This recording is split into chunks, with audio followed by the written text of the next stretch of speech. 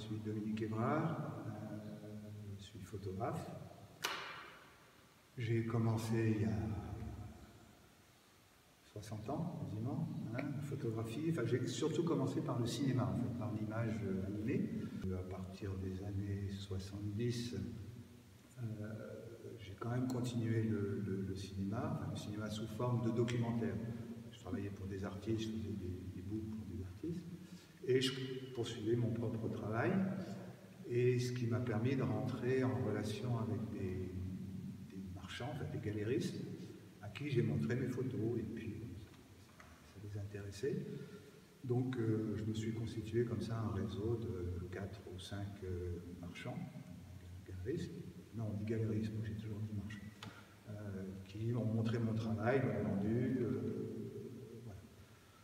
Voilà. Mon travail, une des caractéristiques, c'est le voyage. Je fais des photos, il faut que je parte très loin, de France en particulier, pour échapper à tout ce qui est familial, amical, habitude du paysage, des monuments. Je travaille en noir et blanc, je travaille avec un format carré. Avant, je travaillais en argentique. En argentique, maintenant, il n'y a plus les papiers, il n'y a plus les produits, il n'y a plus tout le nécessaire qui m'intéressait. Donc, je suis passé au numérique et je trouve que c'est merveilleux parce que c'est très au point.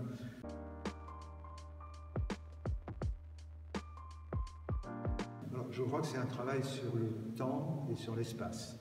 C'est ce qui m'intéresse. Et j'essaye de faire des images qui sont hors du temps et hors de l'espace. C'est-à-dire que même si je fais des photos en Chine, si il n'y a pas la légende en dessous, et généralement je ne mets jamais de légende sur les photos, on ne pourra pas dire que ça a été fait en Chine. Ça aurait pu être fait en Corse ou au Maroc ou au Guatemala, puisque c'est toujours un peu le même type c'est des matières, c'est des pierres en décomposition, c'est bon, vous voyez, ce genre de choses. Donc ça c'est vraiment pour moi les deux, et hors espace aussi, c'est-à-dire qu'on ne peut pas situer le lieu, il n'y a pas de... et hors du temps, parce que j'essaye de faire des choses intemporelles, si tant est que j'y arrive. Enfin moi j'y arrive personnellement, pour mon propre compte. L'autre aspect de mon boulot, mais c'est peut-être un truc qui est plus personnel, c'est la surprise. C'est-à-dire que je suis toujours un peu sidéré, un peu surpris quand je vois le résultat d'un voyage.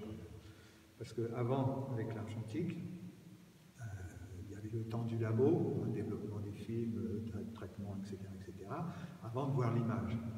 Donc je prenais mes photos dans un pays et il fallait attendre que je rentre pour voir l'image. Maintenant, avec le numérique, on l'a immédiatement. Mais par volonté, par éthique, je dirais presque, je continue à ne pas regarder les images que je fais avec le numérique. J'appuie sur le bouton, je ne regarde pas. Le soir, je charge tout sur mon ordinateur pour vider, pareil.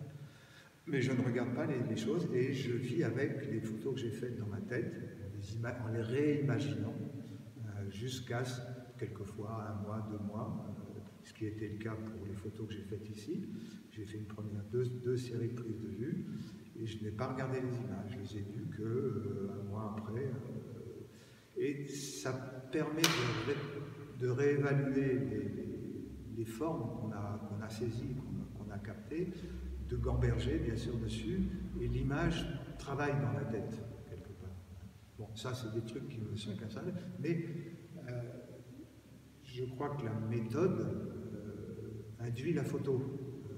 Elle provoque la photo, il y a tout un truc réflexif, alors c'est peut-être très intellectuel tout ça, c'est sûrement intellectuel, mais c'est comme ça que j'arrive à produire des images. Et le noir et blanc participe de tout ça. La couleur me pose beaucoup de problèmes, il y a trop d'informations. Bon, moi, le lieu m'a vraiment emballé, à cause de la beauté du site, bien sûr, mais aussi à cause de toute superposition d'époques, comme ça, depuis le 13e, 12e jusqu'au 17e, 18e. et c'est une parfaite adéquation, une imbrication de toutes ces époques dans un même lieu. Bon, bien sûr, le côté un peu abîmé, un peu défraîchi, les murs qu'on voit avec les peintures passées, etc. Tout ça m'a intéressé, mais je n'ai pas conçu de projet particulièrement. Je crois que la photo est incapable de rendre compte de la réalité. Elle devient un objet de la réalité une fois qu'elle est prise, hein, mais elle n'est pas la réalité. C'est plutôt, pour mon sens, c'est plutôt une évocation d'un lieu, de gens, c'est plutôt quelque chose d'évocation avec tout ce côté un peu magique. Donc moi, j'ai sélectionné je fais relativement peu de photos par série. Là, j'ai dû faire, je ne sais pas, peut-être 30 photos au grand maximum. J'en ai sélectionné 6 qui me semblaient correspondre à ce que j'ai fini par trouver. Le travail, le projet se fait au fur et à mesure. Que les images viennent, que je suis dans l'état d'esprit du lieu, etc. Donc j'ai sélectionné 6 grandes images qui sont des formats 1 mètre sur 1 mètre, enfin 90 sur 90, qui vont être montrées là au milieu de la chapelle, toujours en noir et blanc et en carré.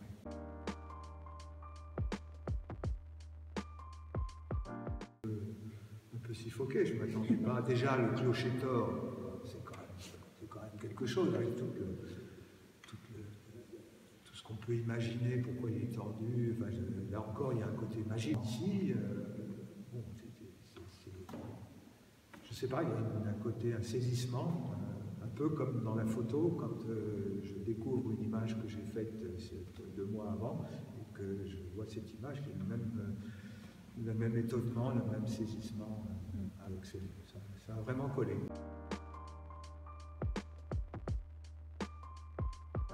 Le lieu était, enfin, je me sentais vraiment en osmose avec ce lieu. Je n'avais pas du tout envie de rendre compte, hein, lui faire rendre gorge pour le montrer. Je voulais simplement l'évoquer.